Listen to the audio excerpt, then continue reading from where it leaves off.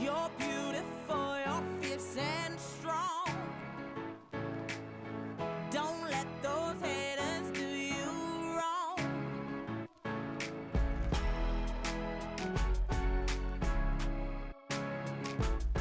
Good day, Tab fam. We are back again with our conversation with the lovely women of Tabernacle. We are excited that we are here, and we're just going to be talking about today, developing a positive self-image.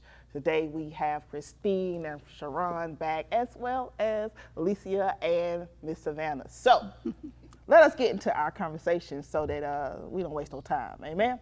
So as we're talking about developing a positive self-image, ladies, what are some of the core things that you've learned through your time of processing who you are and becoming who you are that was needed for a core foundation of having a positive self-image? For me, believe in yourself 100%. Amen. Because being Savannah, nobody else can do that but me. I don't try to dress like nobody else. I don't try to look like nobody else. Speak, none of that. Because nobody can be better than Savannah but Savannah. Mm-hmm. So that positive self-image, developing that, I didn't always have that because I was timid coming up, and I thought that I was always in the background. Okay, I thought that the other girls, that looked better, or I felt like looked better than me. I always allowed them to be in the front. Mm-hmm. Okay, but as I grew older, I love being some Savannah. I really do. I love being me, and I'm 100%. I believe in myself. I love myself. Savannah is the bomb.com. Okay. I love it. I would have to say, like, piggyback off on what Miss Savannah said. Coming up, I was always different. I was very shy, very, very shy. And I was always the tall person, the tall girl, which being a tall girl is different from being a tall boy. I was always the tallest person in school. And so for me, self-image, I was always told, you walk around with your head held high, but I know it's because of my mother. My mom she always told me, you're beautiful, you're smart. She always made sure that I love the skin that I'm in. Especially with being tall, being dark skinned, in the, coming up during that time. So I've always loved myself, and I know I owe that to my mother because she always instilled in me, be the best person that you can be. Mm-hmm. Don't try to be anybody else but yourself. Amen. Because you can only be you. So I would say self-image is very important. So especially coming up as a young Black woman. Mm-hmm. Absolutely. That's true. Trying not to have a coughing fit. She takes a drink. You can edit that part out. Okay, back to you. So, my thought with having a positive self-image was twofold. One was that my words to myself was positive. I have a 9-year-old daughter who does not mind checking her mother, and I love it. I appreciate her. If I say, well, my hair looks bad, or I'm fat, or she's like, it looks good. You look fine. And I'm like, you're right. Like the words I'm saying to myself, which I heard somebody the other day say, would you be friends with yourself? If you knew the words you were telling yourself. So saying something positive, but also recognizing there's nothing wrong if I want to elevate or do anything for myself to make me feel good. And I know this is going to sound strange, but the person who actually taught me that is Zebra. I know she's not going to be ready for that. But I did. I really, you appreciate watching, the fact that we got to go to college together, but watching you just like grow into yourself. I was like, that is fine. You can grow into yourself. Sarah just came, you know, she just confident, and you know, you thinking like, no, I'm a freshman. I don't know. You know? But I always remember like saying to myself, like, as you grow older, it's okay to elevate your style or your appearance, your hair, whatever it is, as you get older, and that you can still be beautiful. We don't have to think because you know my hair is going gray. Oh, now you know I can't look good because it's gray, or I'm gaining some weight. I don't look good because I gain weight. No, that's what's gonna happen. We all gonna, if you eat good, that's what can happen. So yeah, just being more understanding of that you're gonna go through transformations and you still look good through all of those moments. That's right.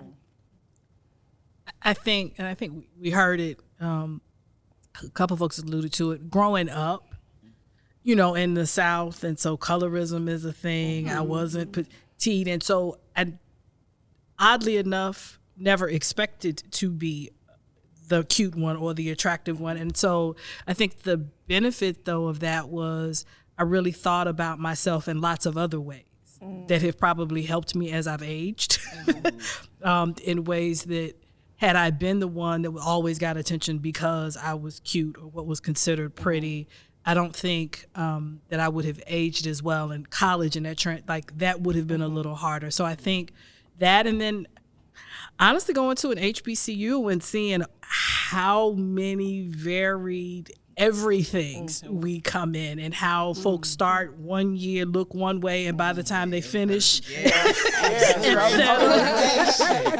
thank you, Lord. And it is, and I was telling one of my girlfriends, there's nothing like going to HBCU and the women from DC letting you know whatever you thought your hair was doing before, it was not. Absolutely. But learning that you're still beautiful in whatever form that next thing is, as well as though to learn how to have a little swagger and polish. That's right. Absolutely. And sometimes it's just that you just may not know. I've had several students say, I didn't know how to apply makeup. It wasn't that you know, something wrong with me. I wasn't applying it right. Yes. I wasn't wearing the styles that really framed my face and looked good for me. I was trying to do, you know, what I saw another person doing. So just really, I think, like you said, going to HBCU made me realize, like, oh, there's other options out here. You know, there's other ways to do things. Thinking about when we was in school, a relaxer, your hair must be straight. You have to. And then now, I don't know any students that I have right now who are that don't have their natural hair. Even if they're wearing, you know, a wig or anything else, their natural hair now is the norm. Whereas before it was, can't believe you would wear your natural hair. But really just having that moment to say, like, we come in all different textures, colors, sizes, and all of it is beautiful. You just find what works for you. That's so true. And the older I get, I feel like I look better. The older I get, the better I look, I think. You know, because as a younger child, I was. I agree with Savannah because I grew up a tomboy and I looked like a boy. So now when I look back, even when I was little, my mom said I would look at my baby pictures and be like, well, who is this little baby boy? She's like, girl, that's you. I'm like, oh gosh. So I know I blossomed, and I can say that for myself. So I agree. I embrace every decade because I'm looking like, Savannah, what are you going to look like in the next 10 years? Well, you know what? I don't know, but I'm looking forward to it. And I love how I am evolving. I really do. Positive self-image, my goodness gracious, it's all over me. Yeah, and I love how each of you pulled out this finding your niche that gave you the extra boost to have positive self-image. And so I like it because many times when we think of positive image, we think you got it all together, all positives. But in reality, there's some negatives, and those negatives cancel each other out because if you're strong in one area, then it flourishes and it can overdo the other negative areas that you see even in yourself, right? Because anytime as you were growing up, right, you limited yourself because you took on what people were saying about you or what the culture norm was. And so you limit yourself in those things, but yet you found your strengths and you let your strengths work for you. And so in doing that, of course, it worked out you know, on your behalf. Absolutely. And you use that as a solid, you know, board to kind of continue to grow. And I think that's one thing we have to be very mindful of. Everything don't have to be perfect That's right. for us to have positive self-image, right? Right. If we can get one or two things going and good and solid and hang on to those things, then things will blossom from that. That's right. Right, and we'll Absolutely. gain more confidence because I did this good. I know I can do this That's good. right. Right, And yes. so I think that's something that grows. And so I always want to be mindful. As many times we say positive self-image, people are like, well, they got it all together. You know, and be like, no, that's not what that means. That's not what it means at all. At all. Thank you.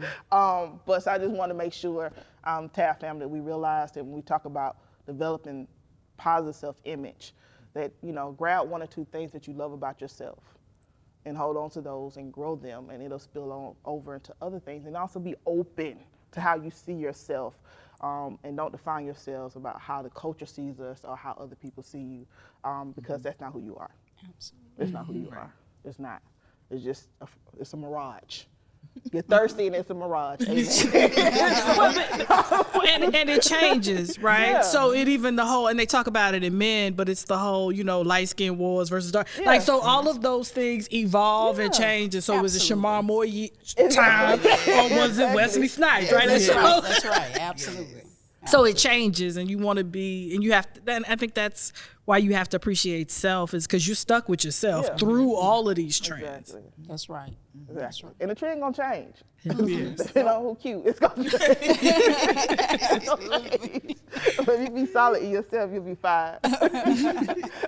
So ladies, when we think about just holding on to those strengths that we have and trying to create positive influence, are there any people in particular that you modeled yourself by, like when you was like, I want to be like them, or, you know, that person caught my attention, so, you know, I want to kind of aspire to be like them, and they kind of helped you kind of developed a little bit of a niche of who you were? I would have to say, coming up in the 90s, Queen Latifah. And for me, it was her because there weren't a lot of women like her on TV. And she looked like me. She was tall. Well, I mean, she's still tall. She's tall, brown skin, beautiful. She was tomboyish, but she could dress up and still look good, you know, and I was like, I want to be her. I said, so I could be on TV one day? Like, she really, I mean, she was athletic as well. She could rap, she could sing. She's just multi-talented. So I was just like, so there is a chance for me. Like, there is an avenue for me to be out there and opportunities for me to do other things other than what, you know, the stereotype may be. So I would have to say Queen Latifah for me. I like her. Yes. Yes. It's crazy. I have is it a hodgepodge? That's the word I use right now. We don't act like that's a mix, a little gumbo dish of different people. I to this day, these are just the women that were iconic to me. Felicia Rashad, but a little bit of Erykah Badu, and I love that Felicia Rashad was that image that we first got to see of a Black woman being educated, being gorgeous. She's a mom, but I'm also a lawyer. But I also am going to be assertive. Like, you can't just walk all over me. But I'm loving. It's just this whole embodiment. And then for me, Erykah just had this piece about her. And my mom and I talked about this the other day. She just Erykah Badu just turned 52 years old, and she will wear clothes that in our closets, that mean I got to take everything and just throw it on me in order to recreate that outfit. Our patterns don't matter. You can just put it all together. But her confidence and how just at peace she is, how clear and articulate she is. It's just like I like those two balances. So I've always just aspired that sometimes I feel like we can be in a world where what's going around you can knock you off balance and emotionally get you charged up. And watching them gave me some, examples of how to stay balanced. How to just take a minute and just stay calm. Don't let that 5 minutes say you had a bad day. But that was just a challenge in those 5 minutes, but I'm going to stay grounded and be able to like handle the challenges. Now I got a couple other people, but this is Tab Church, so we're not gonna name the other people. We're gonna stick with it. Because I don't know who's gonna watch this. So we're gonna stick with Felicia Rashad and everybody else. I got you. Well, actually, for me, it's really not someone that you see in TV or whatever. It is my sister, and my oldest sister, and she's gonna get me for calling her my oldest sister, but she said, "I'm just your sister." But my sister, I call her a living legend. I really do. She is a living legend because when I said that I couldn't, she said, "Yes, you can." And that stayed with me all through my life and even through my military career, and there was some obstacles in the military. It was very rigorous. Even during that time when I said that, thought that I couldn't, her voice would ring in my ear, "No, you can't." And sometimes I thought my sister was like crazy because I'm like, I can't do that. She always believed in me. And then just the way that she went through life, the struggles. I saw some of the struggles. I didn't see everything, but I saw some of the struggles that she encountered in life and how she managed those with grace. And she made it look easy, So I was like, I want to be like my bigger sister, not older. My bigger sister, So she would be that model for me. Gotcha. Yeah. I think for me, it is in some ways my entire village, right? And so it's not just my grandmother and my mother, but that whole, I think, generations of women and lots of women here, even at Tab, who don't take no for an answer. No is not an option. And that when they walk into a room, how you are to address them, how you are not to try them. And if you want to, everybody else ducks, right? And so just those women growing up and that queenly way that they float into rooms.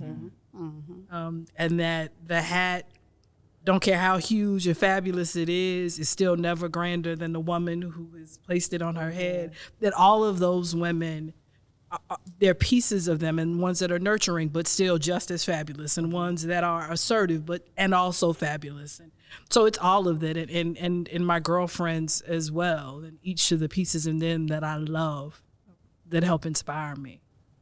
Wow. All right, so time for the deep question. Very deep question. You ready, Tab? All right, so this is always a, jerker. So we talked about positive self-images and those who we have aspired to. So the question would be, since we've talked about our teen self so much at the earlier of this conversation, what advice, now being who you are now, what advice would you give your teen self, your past self, about self-acceptance and self-love and, self-esteem, knowing what you know now? I would tell my teen self, because I was timid, and I faded into the background a lot. I would tell my teen self, believe in you and be bold about it.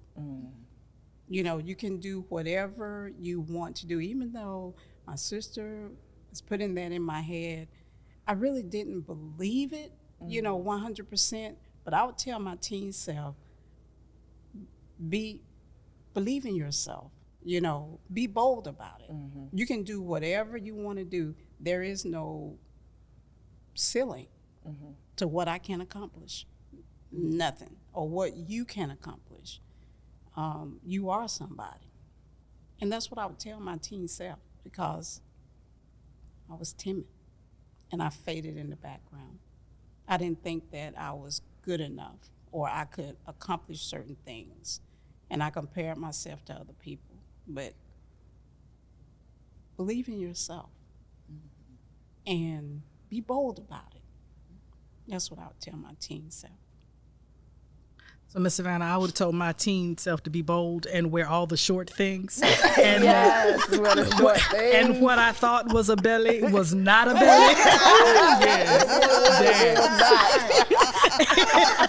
And so I should have boldly worn lots of bikinis. Yes. I mean, that seriously is what I would have, because you don't realize how beautiful you are. Absolutely. Like, just stunning. And so all of the work now and the makeup and all of that, and you see pictures when you're 19, 17, you're like, I was breathtaking and did not even see it. Yeah. Didn't even know it. Wow. Yes. To piggyback off of that, like, I look at pictures now and I'm like, I was so small and I thought I was so big. And I'm like, girl, you big now. But anyway, but I would definitely tell my teenage self, my favorite scripture, be fearfully and wonderfully made. And because I was like Miss Savannah, I was very shy. And a lot of my teachers had to, I guess they saw the potential, so they pulled it out of me. But I was so shy. I wanted to stay in the background. I didn't want to do anything that I had to do by myself. If it was a group, I didn't mind. But if I had to do it by myself, so I would definitely tell myself, hold your head up high, walk tall, and just exude confidence. That's definitely what I'll tell my teenage self. So this is a challenging question, but because number one, that's one of my favorite answers right now. I would tell my teenage self, she needs you, and that's the adult version of me that I didn't realize that over the years. The teenage girl, truthfully, she was confident, fearless. I didn't know what no meant. Like, why can't I accomplish this? Why can't? And over the years, life beats you up. And so as I got older, I sometimes I have to bring her back, and she has to come to the forefront. And I'm appreciative that I have friends that I've had since elementary school. Actually, I got some friends that I had since Tabernacle Daycare with Miss Scott, who, when I say something to them of, I don't know if I can do that. But they remind you. They have to remind you, exactly. like, teenage 16-year-old, you was not scared of things like that. So I would definitely say, hey, I need you to go with her. She don't let her leave you behind. She gonna try to be grown, and she gonna try to lead the nest and think she got it together. But you gonna have to go back in there with her and give her that confidence and that boost that she needs. Okay. Oh, that's good. I like that one. And wear short shorts. Yes, short shorts. I love it. Tab fam, we have reached the end of this second discussion concerning just positive image. And so it's important to have positive image and to love yourself. Amen. I mean, everything is perfect, but, take those one or two things you are strong on and grow from it. And then work on your weaknesses, the things you want to get better in. Know that it's always a process. As long as you're living, you're always going to be growing, and there's always going to be development, and there'll be evolution to something that's very beautiful that God has designed. And so make sure this week, take a look in the mirror, figure out, I love me, right? And also look back at that teenage girl, that teenage boy, and figure out, hey, how can we connect, and how can I do justice to who I was and who am I becoming? And so just love on yourself this weekend. We'll see you next week. Love you, Tab.